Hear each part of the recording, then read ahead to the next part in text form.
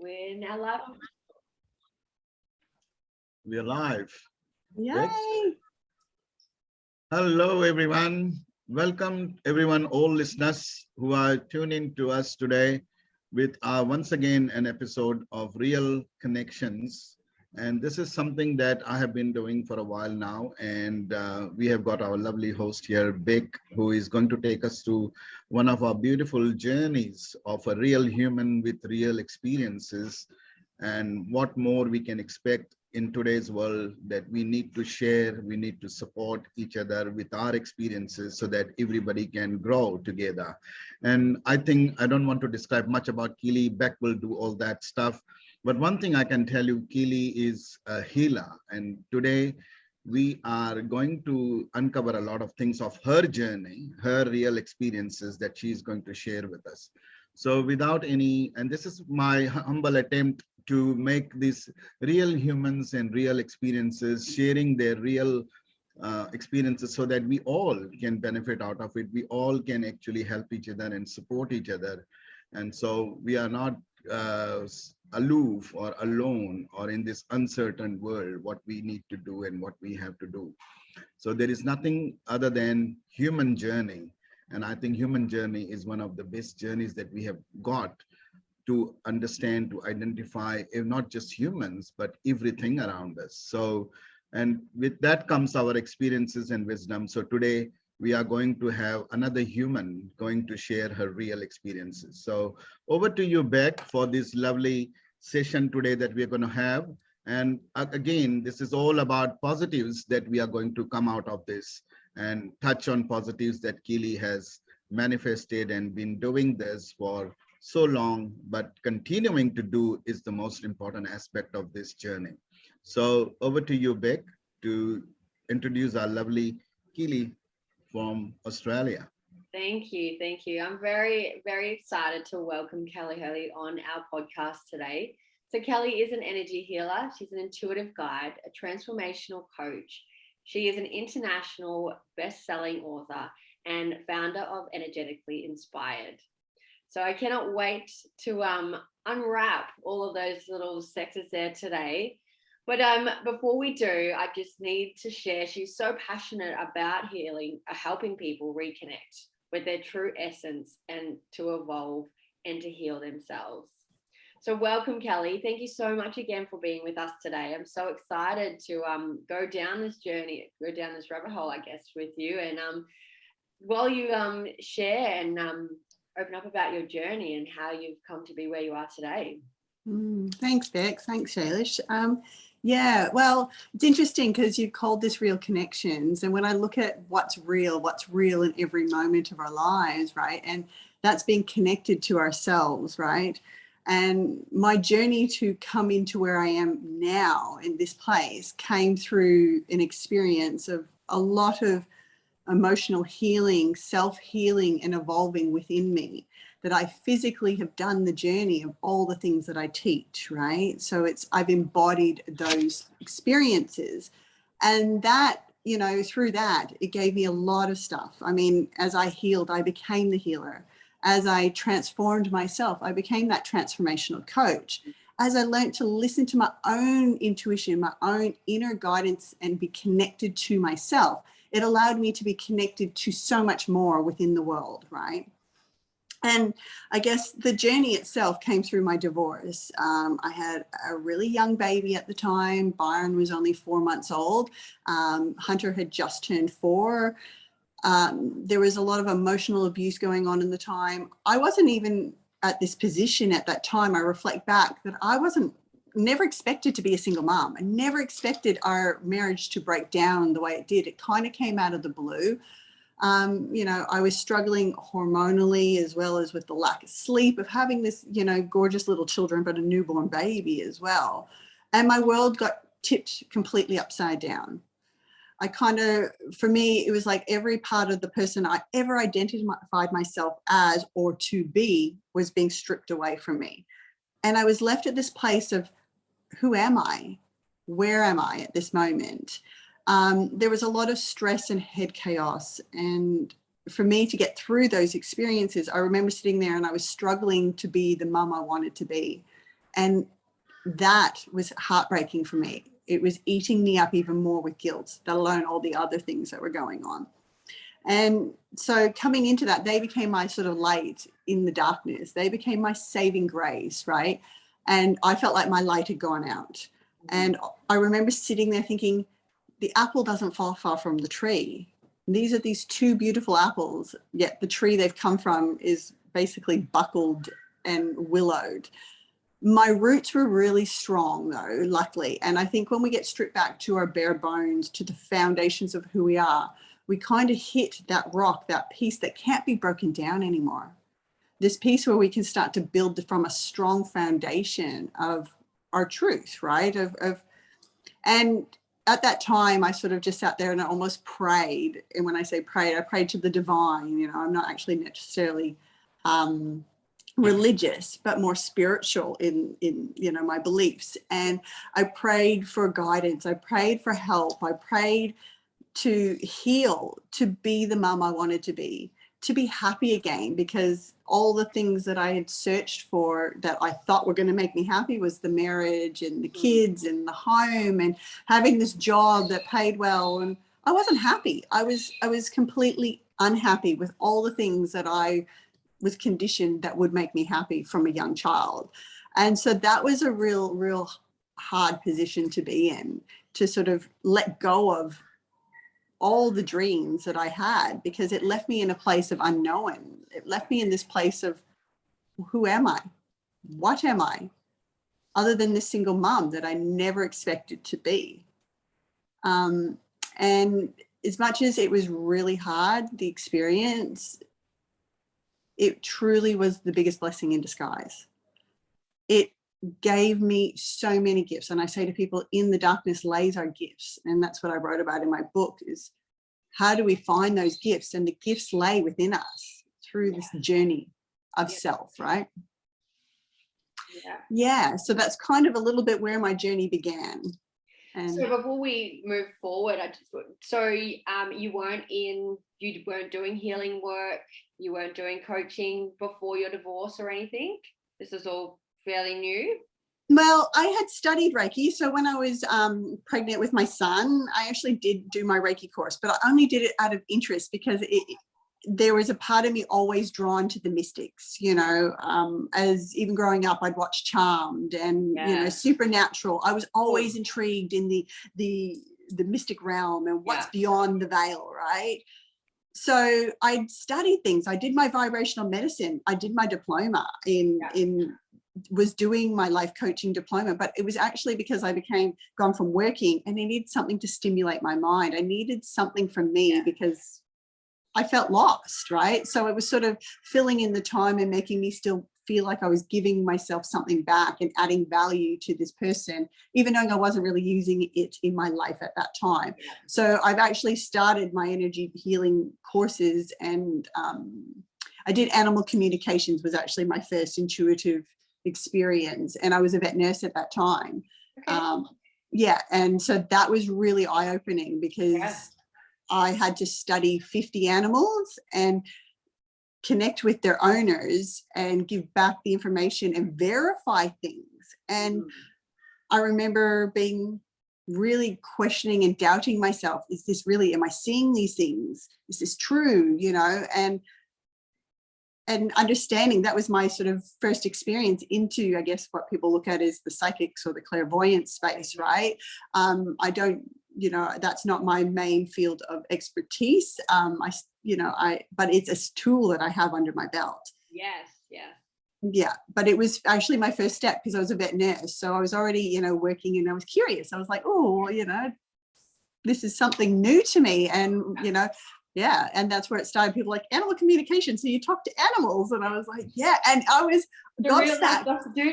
And seriously, the stories, especially horses, the stories that come out of them, right? Because they're just real and raw. And it's like, did they just say that to me? Like, really? Like, okay, right? But you'd already verified so many other things, so it was a really interesting experience. So no, I've been in the field for a while, but I hadn't been using it. I really dived into using the tools and techniques once my divorce happened, and I started to slowly open my doors to other people, starting with Reiki, and then just slowly built from that space. Yeah, wow.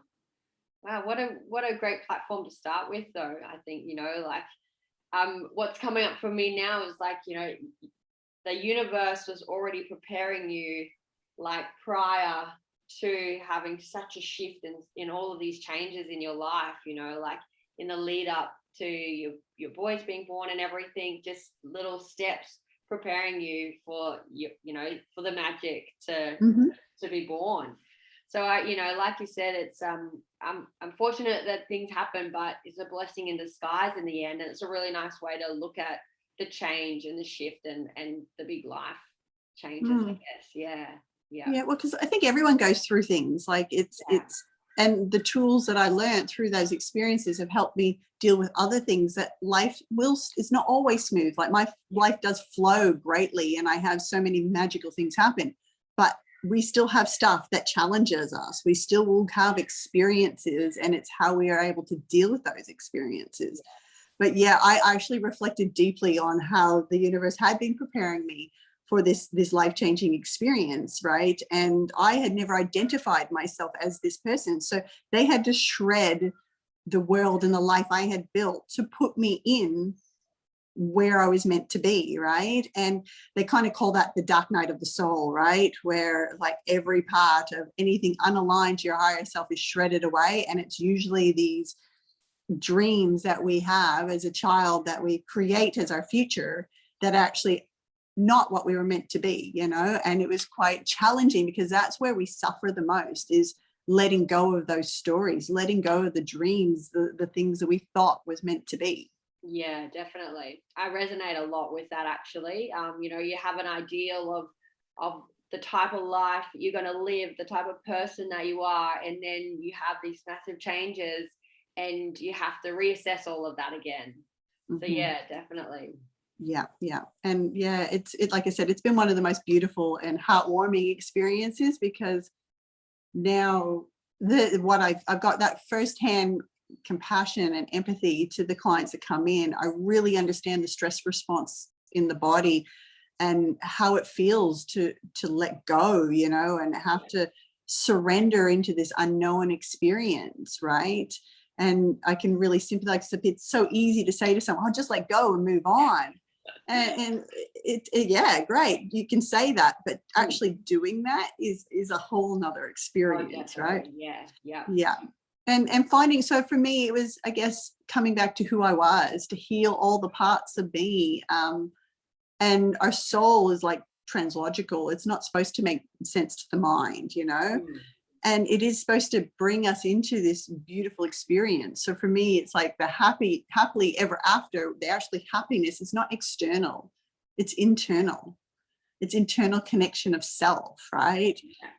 Alignment to our purpose, our passion, to being able to navigate through life and see the beauty around us in every moment, So yeah, it's been a really, really magical experience, right?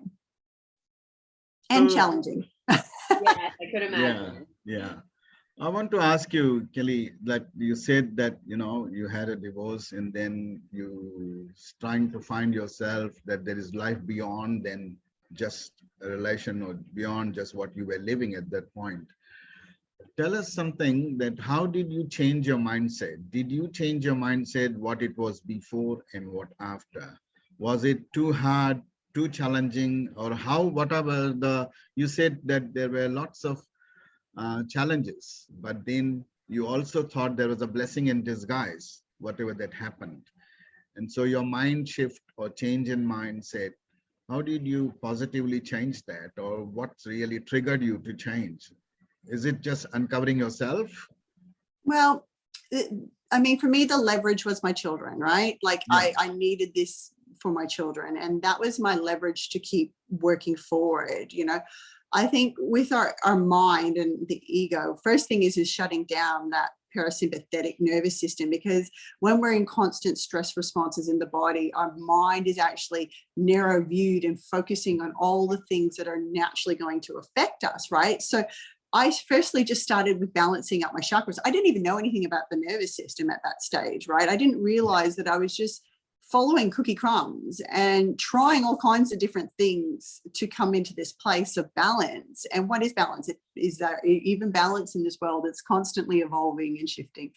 So it was sort of, firstly, it was just breathing in and out of my chakras and doing that at night to try and calm myself before bed so I could get a good night's sleep, because in the bulk of it, I wasn't sleeping very well. And my mind was so chaotic that, you know, and had all these stories, and, you know, there was so much abuse going on, and trying to separate homes and find a new home.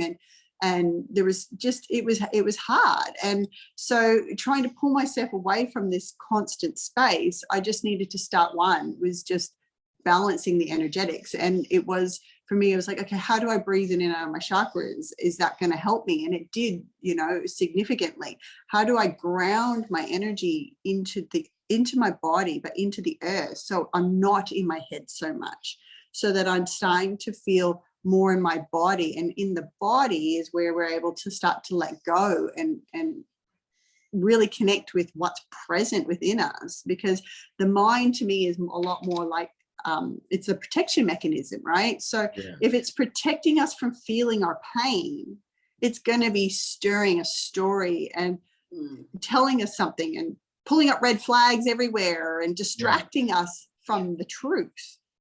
So yeah, I mean, I didn't realize it was a blessing in disguise at the time. Trust me, I thought it was the worst nightmare I could be going through ever.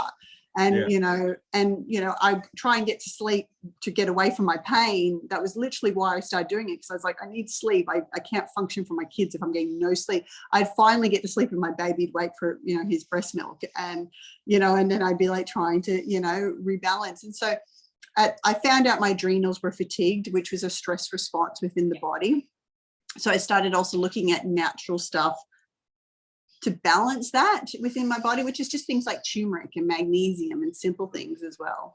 But it really was following the cookie crumbs and trying lots of things and trying to get out in nature more often, so I'm not in the constant rush stuff, right? As in the divorce and the lawyers, and, you know, and trying to take a bit of time out for yoga, right? To just even get away from the kids so I could breathe again. I think the biggest transformation came when I was able to find time and space for me. Like, that was really important to my journey, because it was a journey of finding self for me and healing through trauma and stress and all those things. And that was just being able to breathe a little bit in a space where I didn't have a little baby, you know, just having him go to kindy, you know, 1 or 2 days a week. So I had a few hours to myself so I could recalibrate and just go and walk around the lake. Some things like that can be so powerful. Yeah, Definitely. oh, very well said.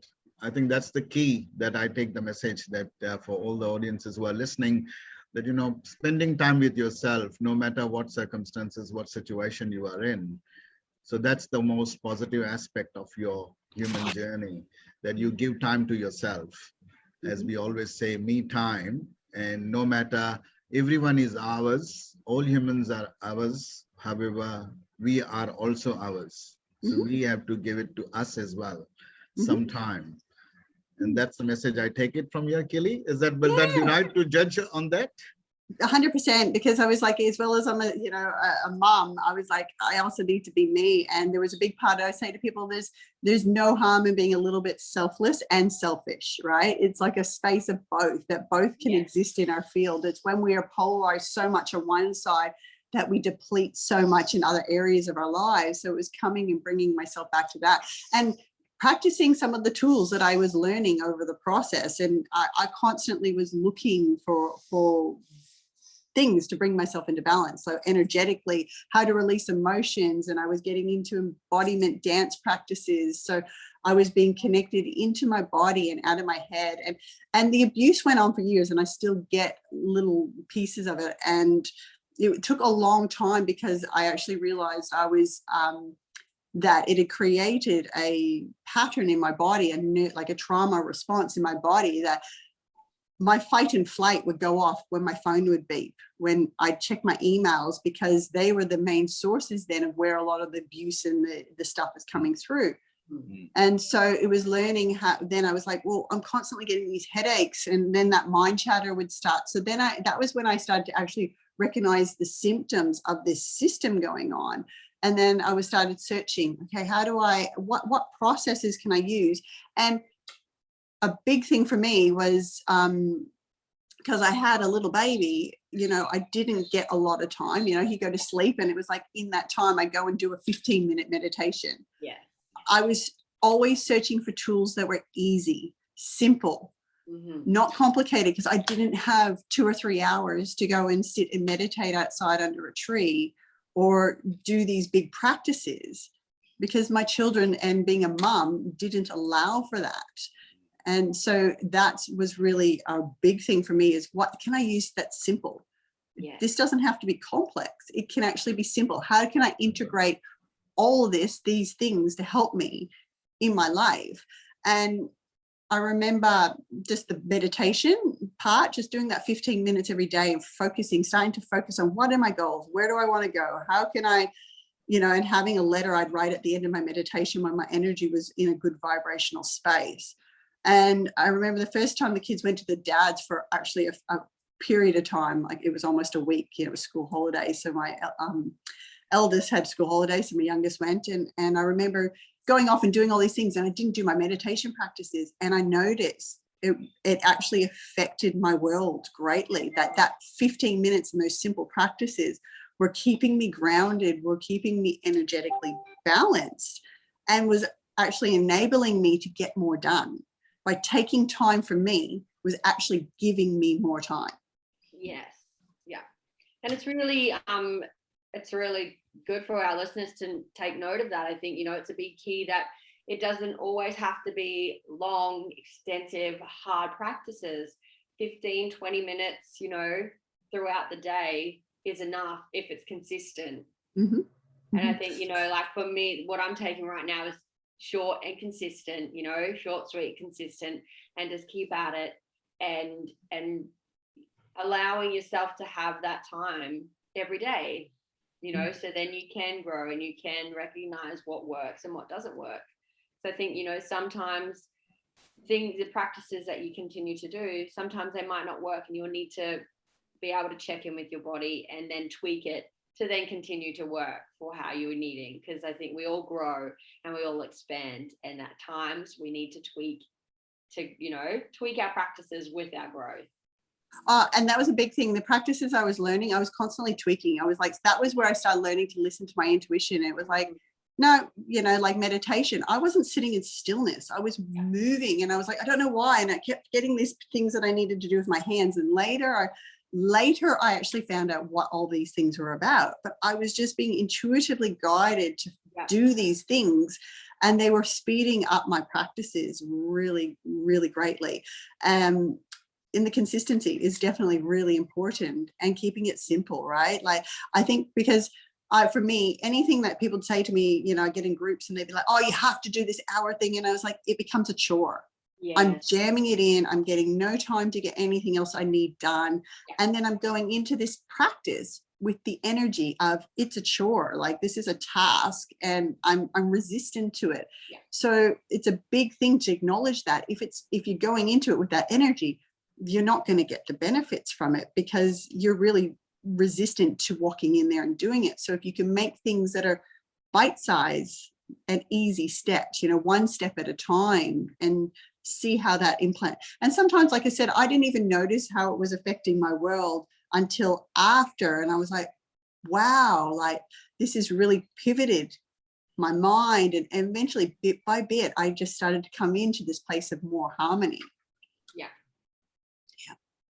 Yeah. So it's been, like I said, it's a journey. And so I can sympathize, so many clients come in and they're like, I'm so busy. And I'm like, this is why I like things simple. I like simple, and I like it fast, and consistency. Definitely. Putting ourselves first, making sure if you don't put yourself first, the universe won't put you first either. And so it energetically knows if you're not making yourself somewhat of a priority in every day of your life, and people wonder why things don't come into their field and they're not being put as a priority with the things they're wanting in their lives, it's because they're not doing it themselves. Yeah. Cool. So I have a question further to extend that, and what Vic said, and taking along from there is like you said, yes. So the challenges that you faced were immense at that point. And then again, more challenges came because they were little kids who you wanted to mold into this universe and not become the one that you are, or not experience that's the one. So your experiences, as people say, experiences make you perfect or make you good and more better in what you have done in the past. Coming back into your journey, that what you see today when you go back to that moment when you had that concerns, issues, everything's working through that process, and today what you see, where do you think you are today, that in spite of all these things you are still moving into that direction which you think you have doing justice to yourself? Because first you looked after yourself, that's the main key thing you said, which was perfect. But then now you have to look after everything at the same time. So what do you think moving forward, your positives that you are going to take it and learn from your own positives? So I think for me, this is an ever-evolving journey, right? Like for me, I'm still, I don't say I'm all healed. I don't like saying I'm constantly healing, though, because the journey of, if you say I'm healing, that kind of implies that you're somewhat broken still. But there is experiences where we're always evolving. And I think it's a cycle. We kind of acknowledge something, we'll see a pattern or a behavior. And I say to people, we're real. Like, I still get triggered into that trauma response on occasions. And it's not, at one stage I'd be like, I thought I'd healed this. I thought I fixed that. And then I'm actually kind of shaming myself instead of acknowledging that, no, I actually have healed myself. Being real in this moment is really important, that what is present in this minute, it does, and where it's being triggered through is because of this moment, not because of the past. And that is a really big thing, is how do we be more real? How do we be more real with ourselves, because there's moments, all emotions live within us. So we don't shame those things, but we see as this part of us as the human experience. And that's helps people greatly, because so often we're taught to shame so much of ourselves, and it's those things that we deem as bad that aren't necessarily bad. It's just not letting those things control us. We are times going to have days where we feel more sad or not feel energetic, or I know there's times in my life that I'm more easily triggered, and those are usually around certain full moons or lack of sleep or my hormones. But by getting to know myself, I've also realized in those time frames that that's where I need to take a step back and not respond. I ended up starting to feel what it felt like, to feel that energy rise through my body and go, oh, I'm being triggered here. Oh, what's that? Okay. And get curious with myself instead of projecting that into the world onto somebody else. Kind of understanding, oh, I don't feel safe. I feel like this person's attacking me, or this person's judging the person I am. And now I feel like I need to justify, but do I need to justify? Am I really unsafe in this moment? Because actually I'm here and they're on the, overseas, or not actually presently here physically going to harm me. So then it's actually witnessing what is in my body and being real with that, because it's an ever-evolving journey. We're here to experience life, and in experiencing life there is good and what is they deem bad. But is it really bad? It's just how we are conditioned to believe that those things are not okay. Yet the spirit and soul brings us here to experience sadness and experience a little bit of pain. I think there's a big thing around suffering. We a lot of the time more choose to suffer by attaching to that is not okay.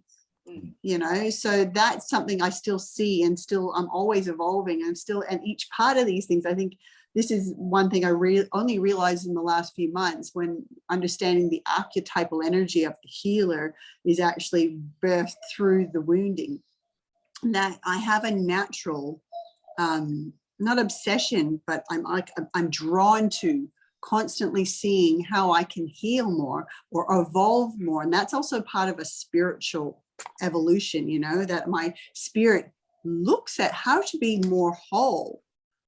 And it is the journey of enlightenment. And I say to people, through the lessons and through the healing, we obtain another piece of our light, another piece of our spirit or our soul comes back. And each piece is making us more whole. But wholeness is also owning the dark or the deemed bad parts of us to be more complete. Because in shaming and judging, so this is something that I, you know, work with a lot, is helping people see, actually, we have a blueprint, and there is things that go on within us as a soul and a spirit, and who we were brought here to be. So we are here to experience certain events in our lives. Yes. And so for me, it is that ever evolving and shifting and seeing what's there, what's beyond the veil, and what's more, and how does that feel in my body? And oh, that's a new experience or new way of seeing things. Being curious, not judging, but always curious is a huge one. Because curiosity is very different to judging. And I think when we get curious with our body and curious with our mind and our emotions, and it just allows and that retrained my mind. It still has limitations. It's still, you know, even with the book publication, when the offer came to me, I kind of giggled because that week it was a full moon, and sometimes my kids are really affected by it, not just me, but my children. And they were little werewolves. They were like werewolves. They were ripping each other apart. They were fighting. It was like these two alpha males. They were like, and I was like, oh my gosh, my head's going to explode. Like I had a moment where and this is being real. I'm a mum. My kids are not perfect, you know, but they were being, and I was like, this full moon, seriously, hurry up and go, you know. And so this offer came in, and it was, English when I grew up was not my strong subject. And I never seen myself as being an author. So when I got approached for the first book, I was like, I'm not an author. I don't write. And I literally, and then I felt intuitively, I was being like, I got my intuitive guidance sort of showed me there was an energy block and I wasn't seeing something. And I was like, what do you mean? Like, what am I not seeing? And then I actually flipped my oracle cards and they showed me every card had books in it. And I was like, oh, the book offer. Right. I need to go back and sit with that. And then I was like, why wouldn't I share my story in the book? Like, what a great opportunity to step into this space. But 6 months ago, I honestly would never have said I was going to be an author.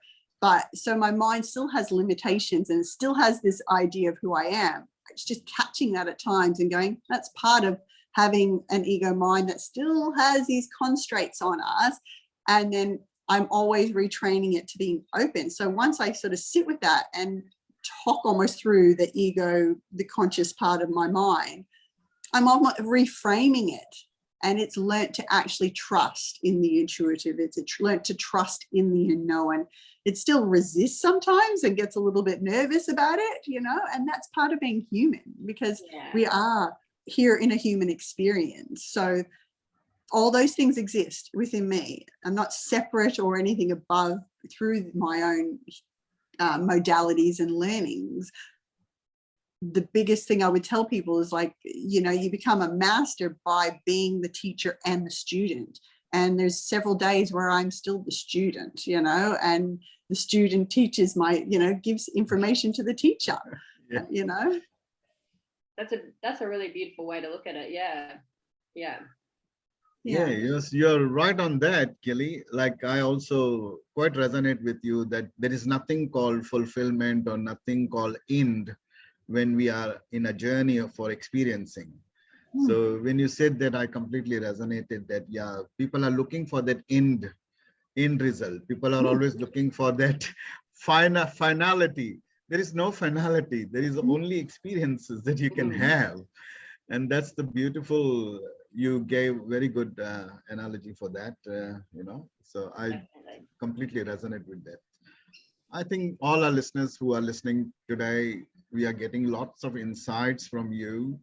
And I think it's real insights that how a human journey is, and your insights could be different. However, there are some resonation because we do evolve among each other. We do connect with each other. And as you rightly said at the start, when you said real connections to you is all about connecting and your mind, body, soul, everything. But most importantly, what you are giving us today and experiences of your own journey and coming here bold enough to talk about that, but also giving that extra uh, understanding of who we are as a human and why we are here as a human and why do we have other humans in our journey. And I think this is all real human talk to me. So I'm loving it. Yeah, definitely. It's been amazing. It's a great insight as to your journey and who you are and how you see things. It's really nice to be able to witness that. So thank you. Thank you for sharing with us today.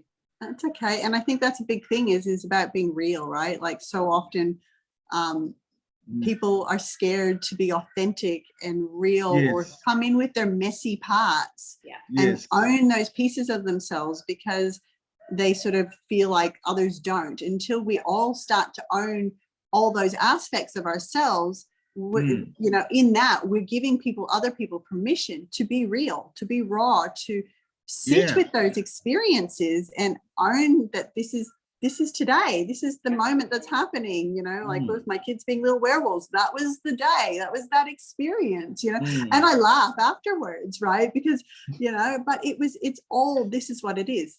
The only thing that really exists is this minute, in this moment, you know, and what is real within our body and owning that experience and owning that piece of ourselves and that connection of self and being connected to what is our experience and being real with it all, right? So, yeah. So I wanted to ask finally, Kelli, you, until all this conversation that we are having, it's so positive for me and for others listeners could be to see that there is a smile, but there is also a real smile behind the smile. I always say that, you know, and your journey with all challenges, yet overcoming all those things and moving ahead with experiences that has made you rich and rich rather than, you said that very well said.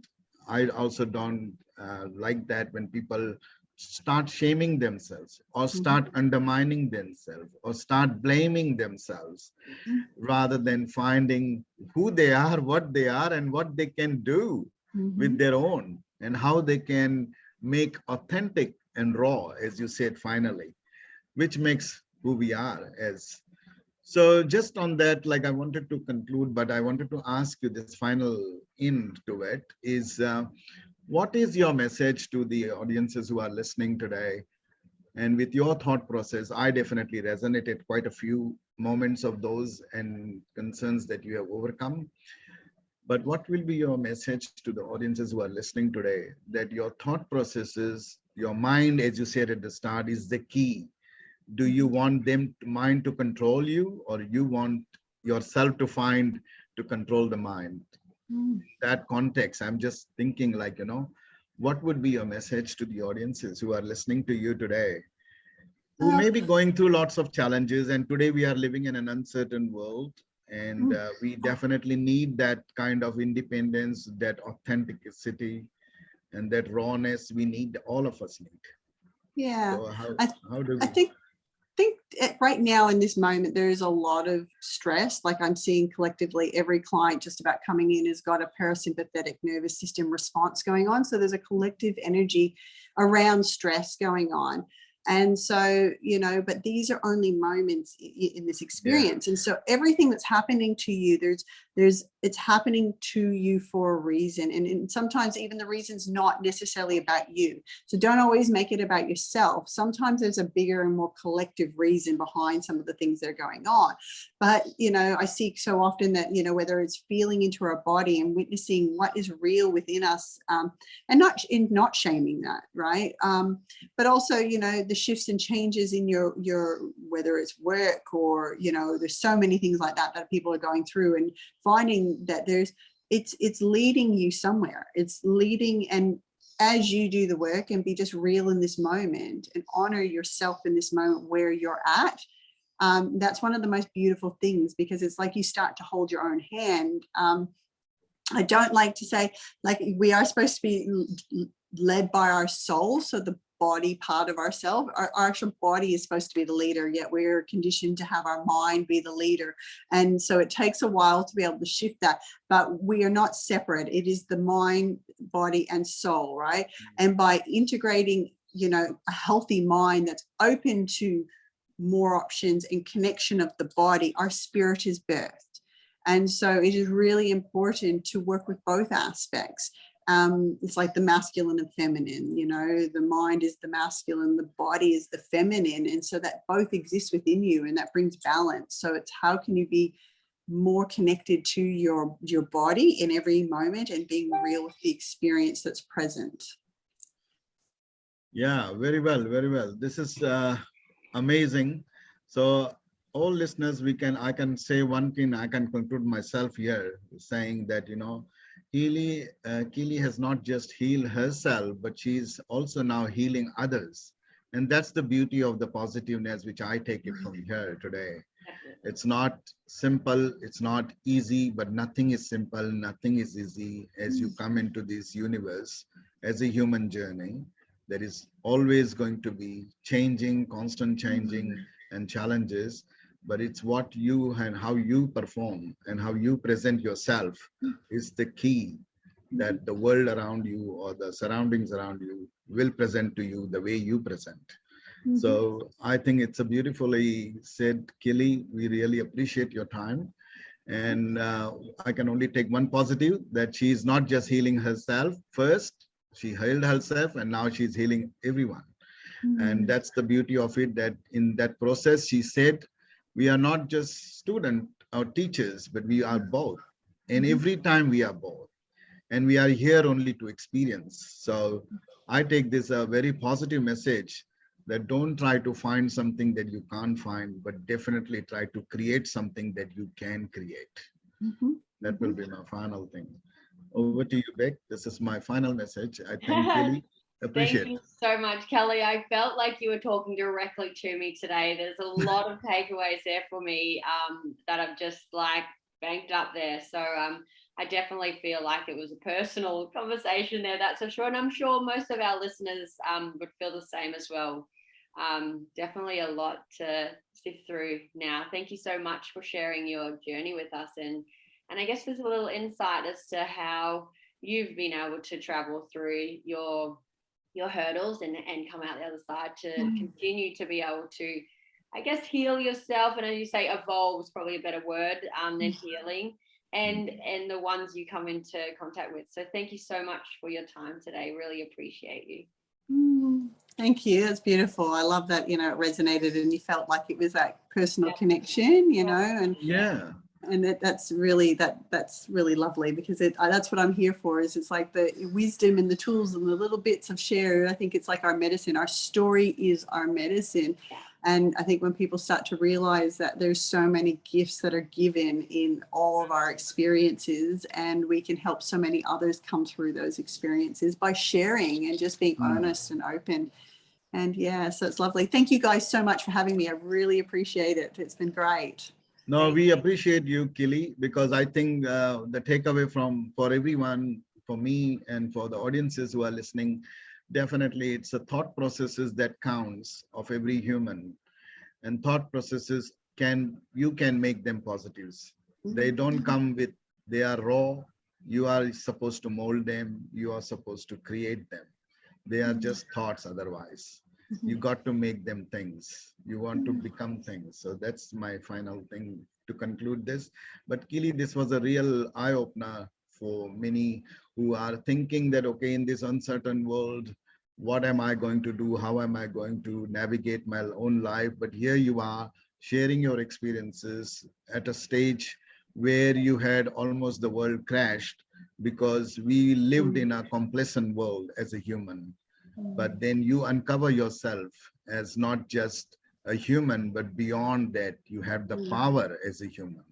And I think that really triggered if for you to come to this at this point of your journey, and then moving forward, you are still positively continuing. So I will definitely take this smile away from you and say that there is always behind a smile, there is always many smiles, and you just have to discover them, basically. Yep. Find the happiness within, right? Happily ever after lives Yes, within, yes, right? yes, yes. And Yeah. it lives in here, and it lives in within that body, right? So for me, it was like how the healing was actually coming back to finding myself, and that's why that's a big power to me. Is how do we be so connected within ourselves and what's true, because our energy doesn't lie. Like that's why I work in energetics, is because the energy is always the truth behind it. The mind can be creating is energy as well, but we can be creating distortions. But in the physical energetics of the body, it's always so true. So, you know, I guess that's another real tip, is that remember that we are energetic beings. If we work in our energetics first, we can change anything in our physical, right? So, you know, when we start to tap into that space, we actually can work with magic, right? If you believe in magic, magic exists. Yes, yes, finally. So I think we will have to bring you back for those beautiful topics of energetic and energy, because that's one of those key elements of as a human being. But to all the listeners, we will bring once again, lovely speakers like this who can share experiences. And I think real connections is what we find and we create and we actually evolve in this connection world. So thank you so much, Kelli, for your definitely a great time we had, and we learned a lot. I learned a lot. So I think it will be awesome. Yeah. Beck, you got the final word. Lovely. Thank you so much, Kelli. And definitely, so for all of our listeners that are wanting to connect with Kelli directly, all of her links will be below the podcast today. So you can reach out directly to Kelli and find more of her magic. Thank you so much. Have a lovely day. Yes, thank Bye, you so much. guys. Bye. Thank you. Bye.